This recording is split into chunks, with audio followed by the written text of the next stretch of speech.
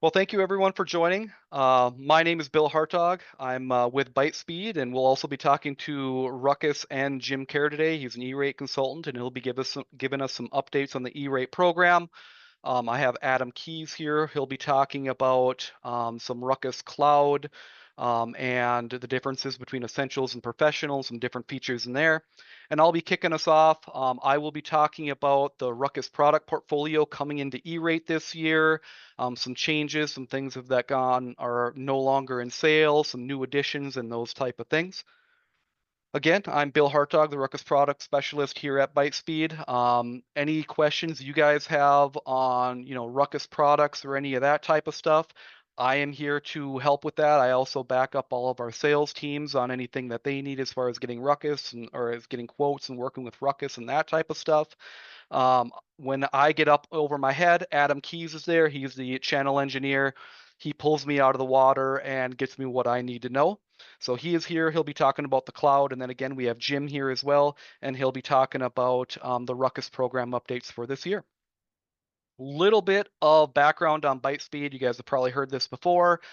Started in 1999. Is my slides not updating? There we go. Okay. All right. 1999 is when we started.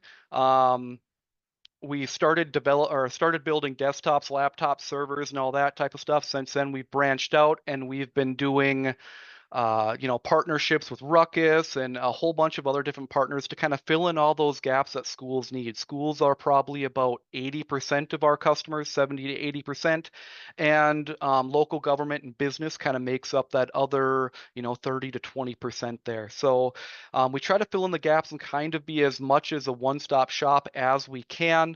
We're not the hugest company in the world. We're not the HPE or Dell of the world, but we're here to help. We're small. We care, unlike some of those big guys. And just some of the offerings that we have, just looking here, desktops, laptops, Chromebooks, and workstations. Again, all the basic stuff you have. We do have an esports branch as well, Gravity Gaming, if you've ever heard of them. They could fall under the ByteSpeed umbrella. We do virtual reality, drones, flight simulations. We actually have some cool flight simulation stuff in like aviation schools and that type of stuff, which is very cool. MDMs, enterprise networking, which Ruckus is a big part of that. We have some physical security with cameras and, door locks and all that type of stuff. And then everything to interactive panels, furniture, all of that type of stuff. We do have a presence in all those verticals there if you guys do need anything. Like I mentioned, we do try to be kind of a one-stop shop, anything from consultation to the beginning of your project to, buying and procurement to helping you guys configure everything when you get it. We do have now a nationwide team of installers. That is fairly new from us. We do have an install team now that if we don't do it ourselves, we can at least subcontract and get someone there to install that type of stuff if you guys don't want to do it. And then the big thing is we are US based. We are based in Moorhead, Minnesota. If you guys know Fargo, North Dakota, we're literally right across the river. Our headquarters is 5 minutes away from Fargo. So when you call in, you get someone based in Minnesota. So just know that we are here to support you as best we can. And again, just talking about our tech support here, we are 8 to 5, which works very, very well for schools and that type of stuff. We are here during the entire day to support you there. Jumping over to Ruckus itself, Ruckus has always been known for its great APs ever since they were founded years and years ago. Since then, they have also absorbed Brocade a few years ago. All of the Brocade switching line came under Ruckus, and those really are, they were a good addition. And now I think they've actually phased out all of the old Brocade stuff, and now they've refreshed them all. They're all up to date and new switching, and it is great. And we'll go over some of that here coming up. And then the Ruckus controllers as well. I know there's a lot of people that are doing the controllers, and they're all cloud only. And I know we're talking about cloud today, but Ruckus does offer on-premise controllers, as well as, for very small deployments, they have like a master AP deployment and stuff like that. So if you guys are looking for an on-premise solution, Ruckus would be a great one to look at because they do offer that still. Looking at the switch lineup coming in, or excuse me, the AP lineup coming into E-Rate this year, they do have the Wi-Fi 6 offering and the Wi-Fi 7 offering. As you're looking at that chart there, you see the indoor, the outdoor, and the wall plate going down. Everything under dual band except for one thing, and we'll talk about that, is going to be your Wi-Fi 6. So your R350s, 550s, 650s, etc., all the way down. That is your Wi-Fi 6 offering. Those are still out there. A lot of people are using them. A big reason, and something to think about too, when you're looking at upgrading maybe from Wi-Fi 5 to maybe Wi-Fi 7, is your power. The Wi-Fi 7 stuff, most of the Wi-Fi 7 stuff is going to require more than PoE plus power to a device. So that 30 watts that a PoE plus switch can generate, a Wi-Fi 7 AP needs more than that for the most part. Not all models, but most models do. So that's something to think about as you're upgrading. Wi-Fi 6 is still very viable, especially as, if you guys are using cheaper devices, maybe you're using Chromebooks and those type of stuff. I think there's maybe one or two models that have Wi-Fi 7 at this point. So Wi-Fi 6 is still very active, still used quite a bit, and there is a price delta going from Wi-Fi 6 to Wi-Fi 7 just because of the addition of that additional 6 gigahertz radio.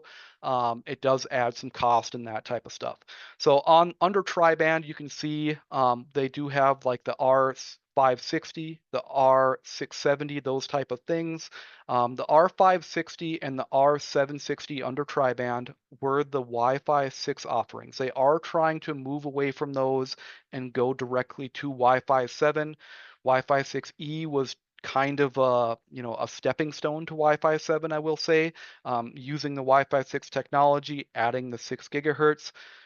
The cost for them was roughly the same. So in Ruckus's view, why not just go to Wi-Fi 7? We have direct replacements available right now. Let's just do that. So Wi-Fi 6E has kind of fallen by the wayside for Ruckus. Wi-Fi 7 is kind of the way to go there. But they do have almost a full lineup of Wi-Fi 7 available, from your ultra high dense to your outdoor to your wall plate even, and then to the low end as well. And that's the one that is brand new and I kind of want to talk about. That is the R370. Now, the R370 is a little bit different. It is Wi-Fi 7, but it does not have a 6 gigahertz radio in it. So you get all the advancements that you would with a Wi-Fi 7 upgrade, with the new technologies and the new QAMs and all the jargon that will go into making throughput better is in this AP. It just doesn't have the 6 gigahertz band. So, and that's one thing to look for when you're looking at low-end Wi-Fi 7 APs or cheaper Wi-Fi 7 APs. They may not have that 6 gigahertz band, and if you need it, that is an important thing to note and make sure you look for, because just because it says Wi-Fi 7, it might not have 6 gigahertz. So just something to, whatever the manufacturer going with, something to keep in mind. This thing is usable under the cloud, of course, the on-premise smart zone, and then that master AP that I talked about, Ruckus Unleashed. And it is an enterprise AP. It has things like the multi-gig backhaul and all of those type of things, to make sure your throughput is great and all that type of stuff. So R370 is new. I know on the previous slide I had, it said it was committed, but it is shipping today. So that one is good as you come into E-Rate. If you do need an area, maybe an office space with only a couple people working or something like that, the R370 can be a good addition there.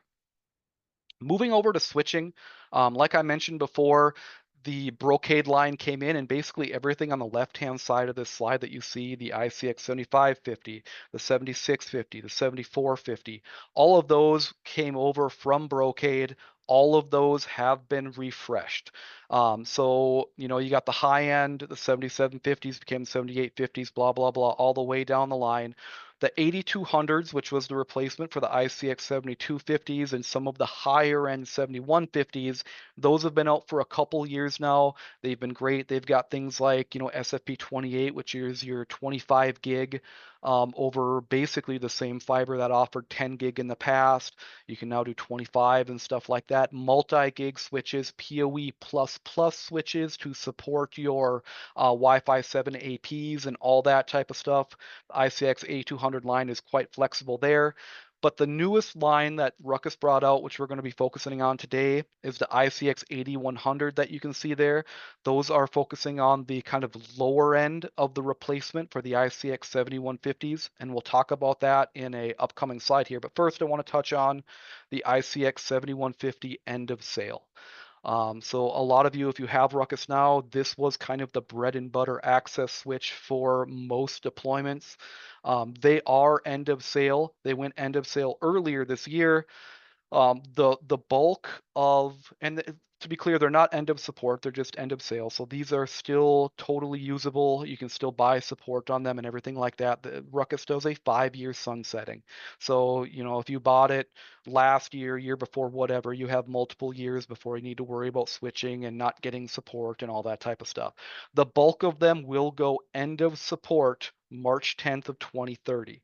Some of the higher end ones, the multi-gig PoE++ ones, those type of ones will go end of support in January 15th, 2031.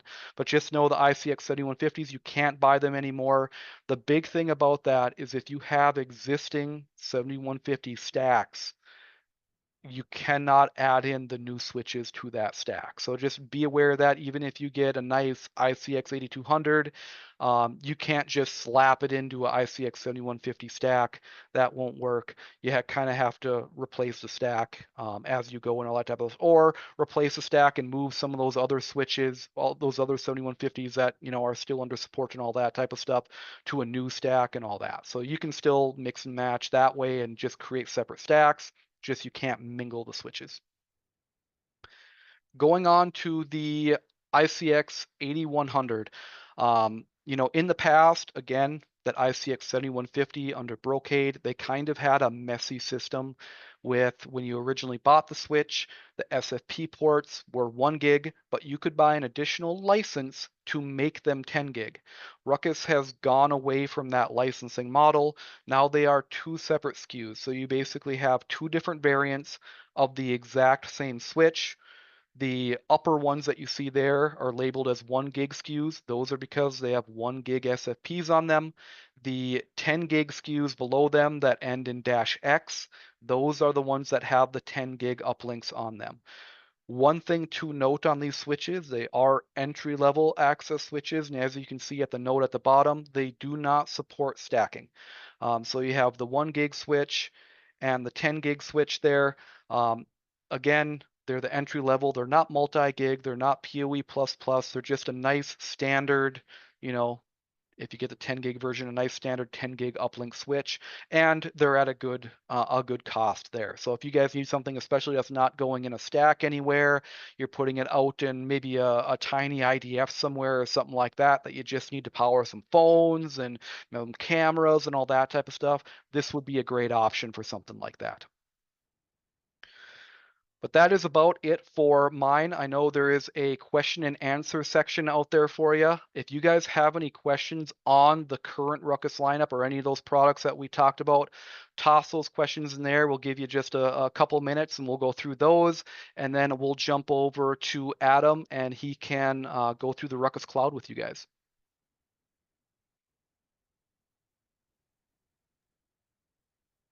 Awesome. Thanks, Bill. So questions and answers. I don't see any questions in there right now. But like Bill said, if there are any questions, just put them in there and we'll get them answered in the order they are received. I'm gonna go ahead and share my screen.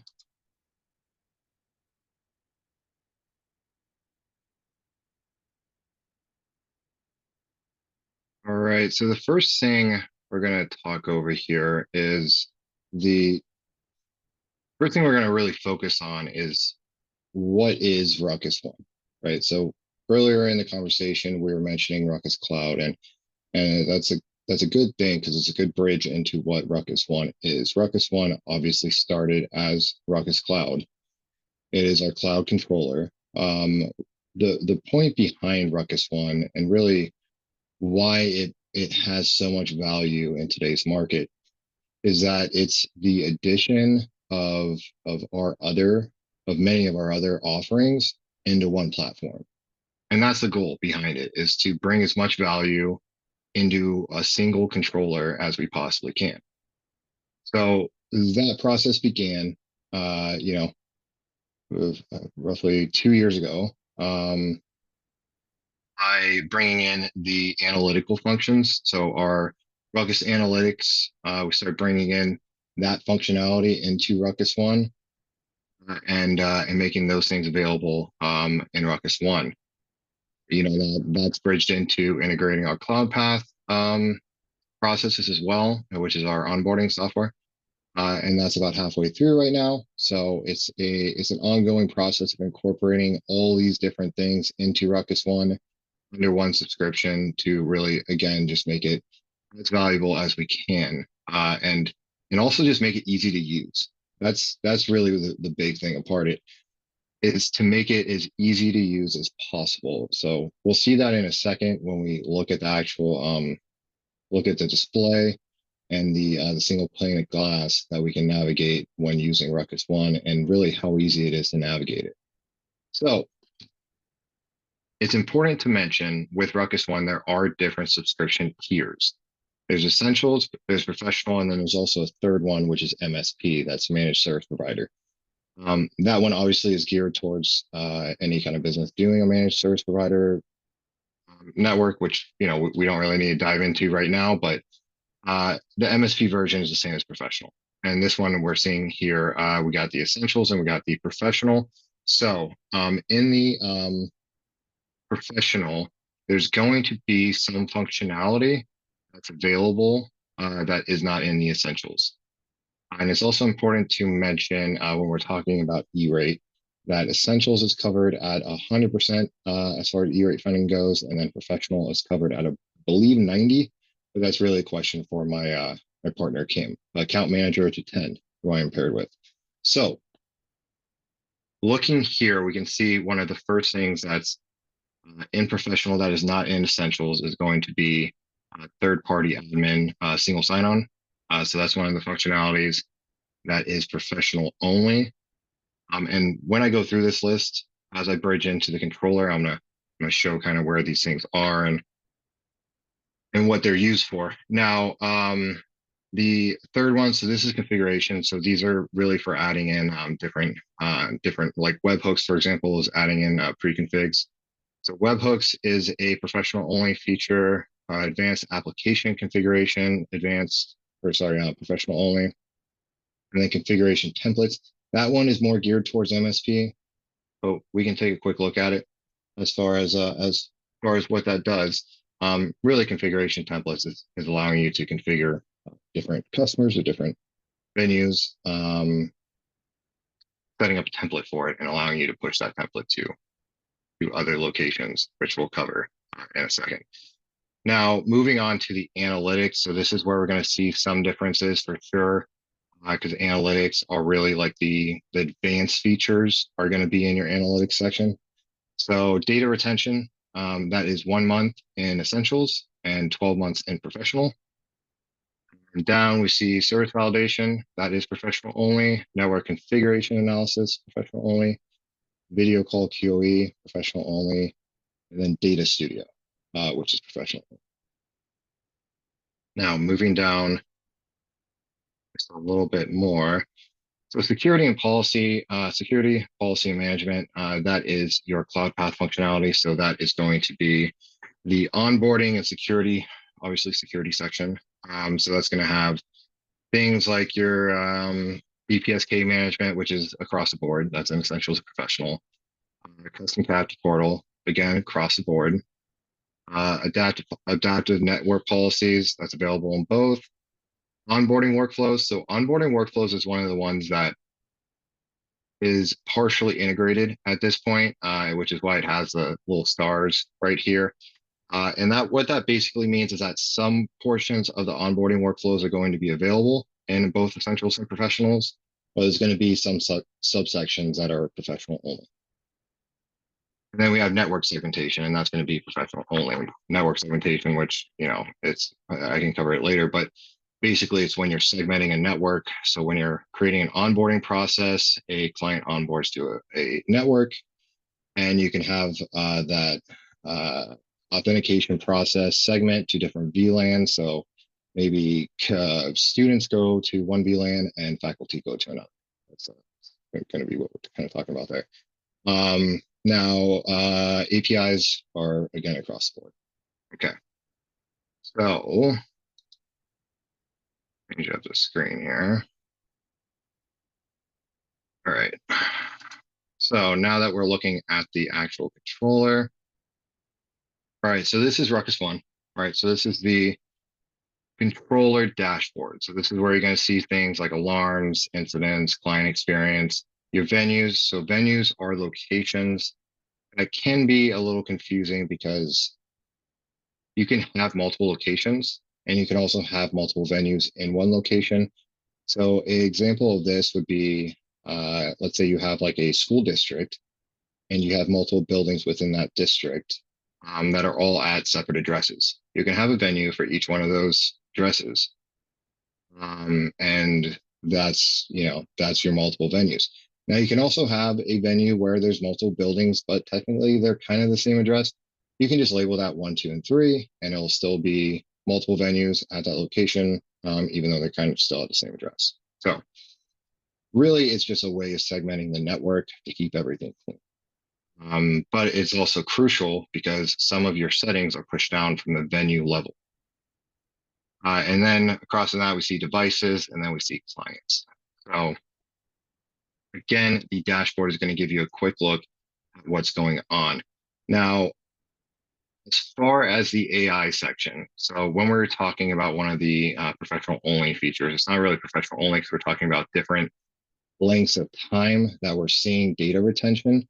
So network assurance here is really when we're talking about data, this is kind of what we're talking about here. So when we talk about data retention, we're looking at how long we're able to look back at that data and pull trends and pull, maybe it's a singular issue that we want to kind of document and see how far back it was going.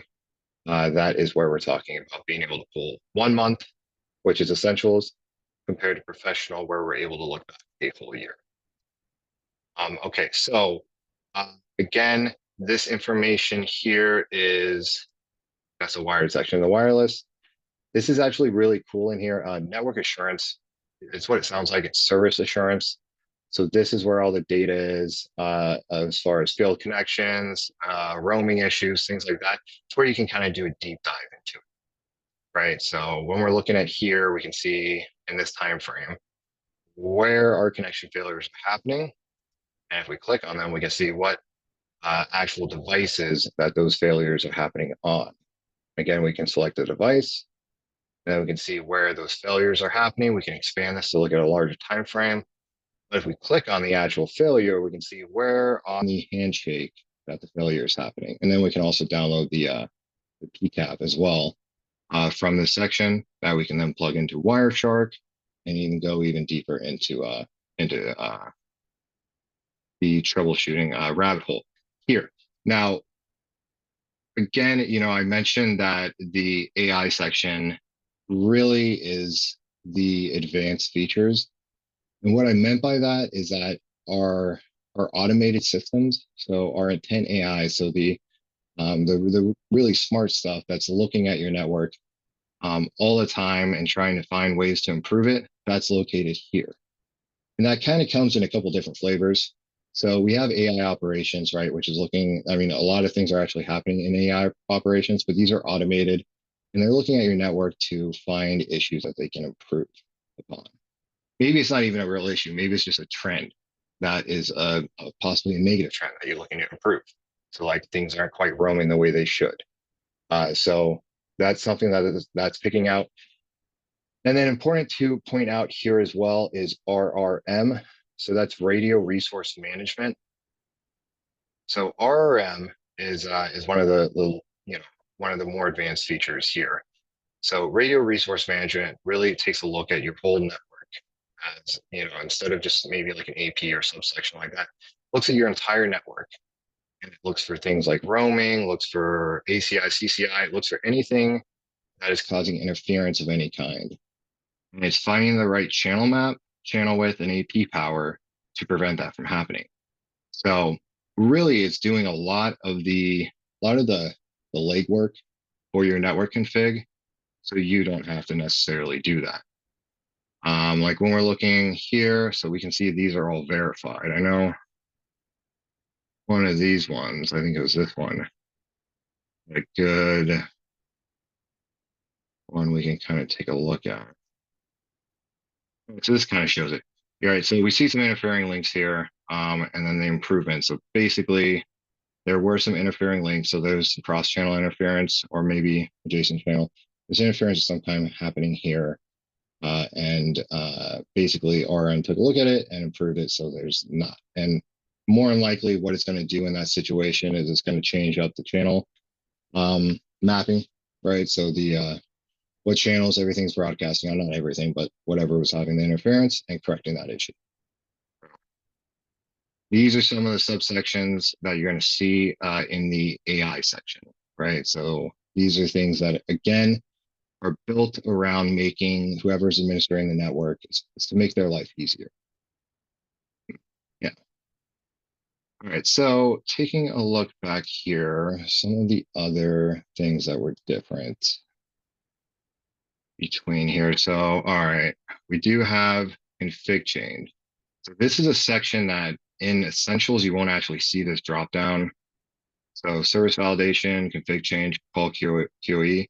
These ones won't actually pop up in the essentials version because they're professional only features. This one's really cool. It allows you to take a look at a period of time, and it looks at any kind of changes that were made to the network from the any kind of changes you made to the network, and it will tell you whether that's having a positive or a negative effect on the network. It's not necessarily easy to tell when you make a small change whether that's having the intended effect that you wanted it to. So this helps you validate that, and it's very useful because you use different things. You can look at intent AI functions. You can look at APs. You can look at AP groups. You can look at WLAN, and then you can look at a venue and just look at that location, or you can look at the whole network, right? And then you can change up whether you're looking for infrastructure or performance or connection, or just do a general overview. And again, that will tell you whether the change you made is having a positive or a negative effect on that network. And service validation is another one. Service validation, again, is really cool. It can allow you to run a test set up a test either on a venue or on a WLAN, or even on an individual device, right? And you can plug in the IP, and you can basically test to see if that if these issues that you're seeing are ongoing, and get it as like a daily or weekly report. So again, very, very useful. You can run a speed test on it. I think that one, I mean, it is a useful feature. It is a useful feature to run a speed test on it, but more just testing that device to look for incidents and things like that. And that really brings me back to one of the other sections here, which is the actual incident section. So when we're looking at incidents, I actually want to show this one because it has some better incidents in it. But when we're looking at incidents, incidents are graded 1 through 4, 1 being the most severe, 4 being the least. So a P4 can sometimes even be informational, while P1 is actual network, like a true networking issue. So P1 a lot of times means that there's something offline, maybe an AP, something along those lines. While P4 again might just be that there's a slight roaming issue or something along that nature. So when we're taking a look here, we can see QE was denied. Okay, so that's a good one. So when you're looking at the individual incident, you can see root cause analysis, recommended action. So PoE power has been denied due to power exhaustion, right? So basically, a switch is running out of the PoE allocation for all the devices that are hooked to it. Now, this is a case where possibly dynamic PoE would be good to implement. That way you can kind of you're not exhausting your power allocations when there's not enough devices. But in this case, it looks like that there is just another higher priority device. Yeah, okay. So in this one, they are doing that actually. All right. So in this case, there is a device that is higher priority. And that's basically when you're setting up dynamic PoE, you can set up in hybrid version. So a P1 a priority one device takes precedence over a priority two device. Priority two device takes precedence over a priority three device. And sorry, a priority one device takes precedence over two and three, while two takes precedence over three. So basically, if there's a P1 device and it needs power and you set it as P1, it will consume power, even if that means shutting off a P3 device. Right. So it's very useful to do that in this case because you can have your AP set as P1 and maybe a printer set as or phone, whatever, set as P3. So phone goes offline instead of your access point. So again, very, very useful. All right. So those are some of the differences that we're seeing on the analytics side between essentials and professional. Now, when we look at security, yeah, most of the ones that we're seeing are in the workflow, which, as I said earlier, was still in the means. Now, when we're talking about configuration templates, so this is an example of configuration template. So you can set them up, whether they're for end customers or just for a normal end customer account, or an MSP account or normal end customer account. But you can set them up to display you set up a template for a Wi-Fi network, for a venue, for a switch. You can set up policies. So maybe you want some access control policies. You can set up templates for that. For services such as DPSK, and for identity groups, which is very similar to the policy subsection, because your identity group is going to probably be pooling policies. But that's an example of the configuration template, which is again a professional feature. Now, if we're taking a look at the network section, so when we're talking about the workflow process, so here's an example of the workflow. Now, again, right now this is essentials and professional. Once it's fully built out, there are going to be some subsections in here that are not included in essentials. And network segmentation will be one of those. But there's not a defined list that I have seen yet as to what is fully going to be essentials, what's fully going to be professional. Since some are going to be essentials, it's going to be usable, and you're going to be able to onboard folks with the essentials version. But the professionals is going to have all the features in it again, which is really one of the drives for professional. I mean, really just having the 1 year data analytics is, in my opinion, is worth the extra cost for professional. But that's just, again, my opinion on that one. Let's see if there's anything else on here to show. That really covers the sections we wanted to on the differences. Let me check right now to see if there's any questions in the chat. I don't see any of the question answer right now, but if anyone has any questions on any Ruckus stuff or anything like that before we jump into Jim and he gets started on the E-rate stuff, go ahead and put your questions in there. We'll be happy to answer them. Yeah. Yeah, exactly. And of course, if anyone does come up with a question later, always feel free to reach out. We're always happy to answer any questions in regards to any of these controllers, or if you would like to set up a demo, please let us know. We can get you demo licensing, or we'd be happy to do one of these one-on-one and kind of just show you exactly what you want to see in this controller. And just But one yeah, clarifying note on my presentation there. I know I talked about Wi-Fi 7 and needing that above 30 watts of power from the switches and all that type of stuff. Just so everyone knows, because I didn't want to scare anyone away from Wi-Fi 7, Wi-Fi 7 APs will still function on PoE Plus. They will just turn down some features and maybe a little bit of power on the radio, which may or may not be an issue. So just know if you buy Wi-Fi 7 APs, don't worry that you only have PoE Plus. They will still work. It's just, things like maybe a USB port or a second Ethernet port or something like that may get turned off because it's not receiving full power. So I I have freaked myself out when I remembered I didn't mention that, but don't worry, Wi-Fi 7 will still be powered by PoE Plus switches. It's just it won't have all the features and bells and whistles and stuff. yeah, yeah, exactly. Exactly. I mean, for Wi-Fi 7, I would say I normally recommend budgeting around 45 for full power.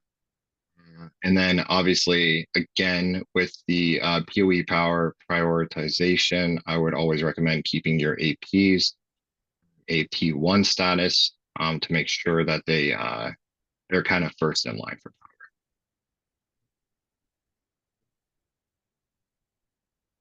Yeah. Okay. With that, Yeah. I'll go ahead and hand it over to Jim here.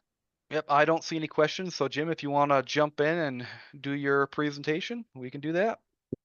Absolutely. Well, this is a major shifting in gears here. So, hi, my name is Jim Kerr. I'm an E-rate consultant to service providers and manufacturers. So I always like to preface these by saying, very first thing, you should take whatever I say with a grain of salt. My mission here is to support ByteSpeed and Ruckus in their endeavors. However, I'm pretty well versed as having been an E-rate consultant to the end user community. Um, I've walked a mile in your shoes as a consultant to you all, so I'm pretty familiar with both sides of the fence. I'm not here to help you with your Form 470 or with your application process, just to point out some compliance and other states of the state of play, if you will, within the E-rate system. So that being said, very first thing is E-rate. How did we get there? In 1996, Telecommunications Act was passed by Congress, and in it they created the Universal Service Fund, and within that they created the Schools and Libraries program, directing funding towards K-12 and libraries. And the nice thing about this is that although there have been some significant assaults on the program of late, the Supreme Court found that the USF, or Universal Service Fund, was constitutional. And within that, they also codified that the way that the E-rate program works was legal and constitutional under the delegation authority of Congress. So that was the good news. How does it work? Pretty straightforward. The Universal Service Fund collects a fee on every subscriber line, typically now cell phone lines. That's a monthly thing. If you go look at your phone bill, you'll find it. It's administered by the Universal Service Administrative Companies, Schools and Libraries Division. And there's $5 billion plus available now for K-12 and libraries for internet access and broadband delivery on campuses. And we're going into the 28th year of the program and very successful part of the program. So how it works, you go through an application process, and then you get discounts ranging from 20% to 90%, depending on the demographics of your particular school district under the school lunch program. There's two categories of service. Category one being the telecommunications services wide area network, in internet access typically. And then category two has three subcategories to it, if you will, and it gets rather confusing, and we'll get a little bit further into this in a couple more slides. But it defines on-campus broadband delivery via Wi-Fi typically. It includes internal connections, basic maintenance on internal connections, and managed internal broadband services. So there's been rumors about E-rate being dead or challenged. That Supreme Court ruling in June tended to knock a lot of this stuff down, but there still are being assaults on it, particularly as it regards bus Wi-Fi and Wi-Fi hotspots for delivery, off-campus delivery of systems. The Chairman Kerr has circulated a letter trying to get the commission to rescind those two eligibilities, which are fairly recent additions.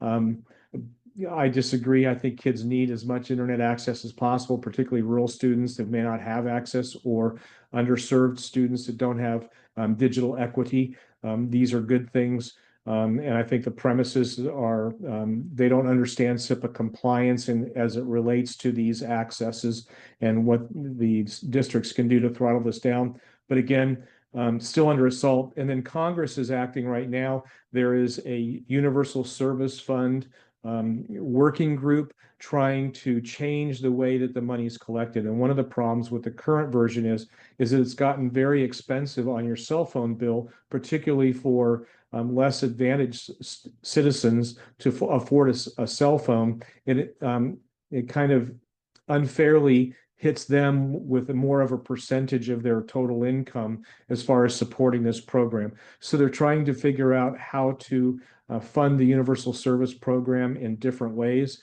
and that's under review in Congress. And they're actually seeing to move. We're seeing it move forward, which is good news. What happens in the process? So basic understanding, between now and sometime in the near future, you will be doing your typical needs assessment. How much money do I have to spend in my matching funds for whatever I want to acquire through the E-rate program that I need to either augment my network or increase my bandwidth in the internet, et cetera. Those services, the eligible services are typically announced sometime in November. The application window will be announced sometime November, December. Typically, that application window for the final phase of the program opens sometime in January and closes sometime in March. So those are the dates you see across the top there. At that point in time, when you've come to terms with all of those kind of competing things, you will issue what's called a Form 470 and or RFP and an RFP if necessary. And that starts a 28-day bidding clock. So you submit your Form 470, you have to wait 28 days, 29th day. After conducting a fair, open, and competitive process, typically you will revise your student data to determine your discount percentages, and then you'll select your service provider partner. Hopefully that's ByteSpeed in this process. You'll execute an agreement or notify them of award via writing, and then Form 470 is filed. That is typically the endpoint in the process as far as your filing requirements. Now we track that file or that application through the program integrity assurance.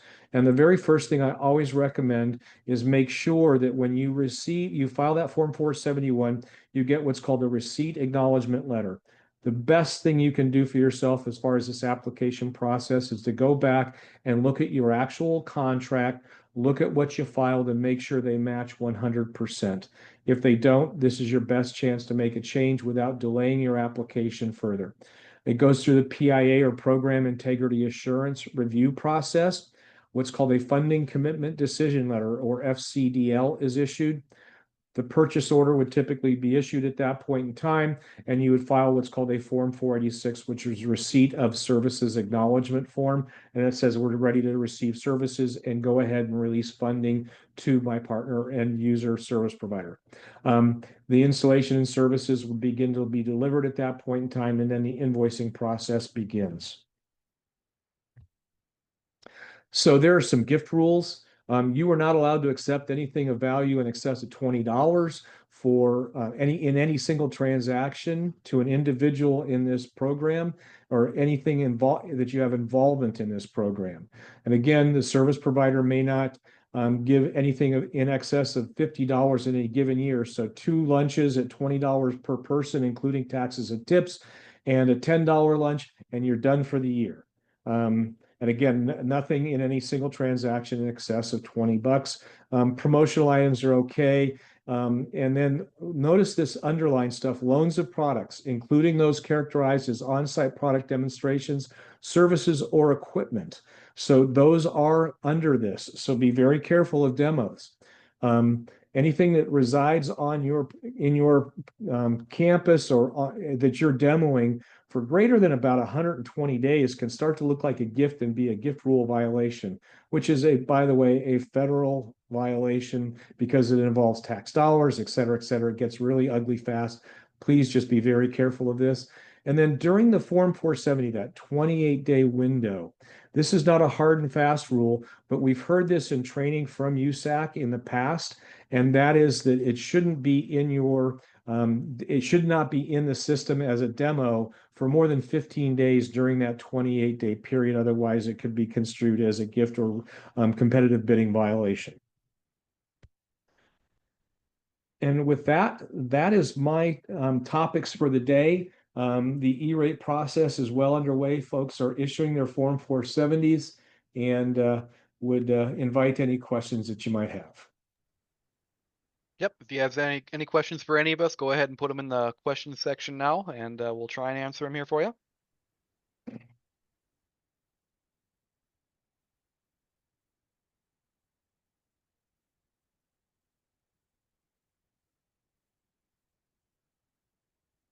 I think everybody was more interested in technical than me. I see a few have left.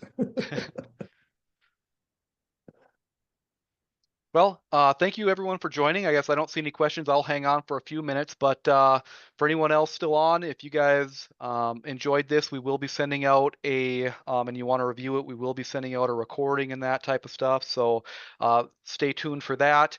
And I hope you have a great day. I know we're ending just a few minutes early here, but that's okay. We'll give you a few minutes of your day back, and hope you have a great week and a great weekend, guys.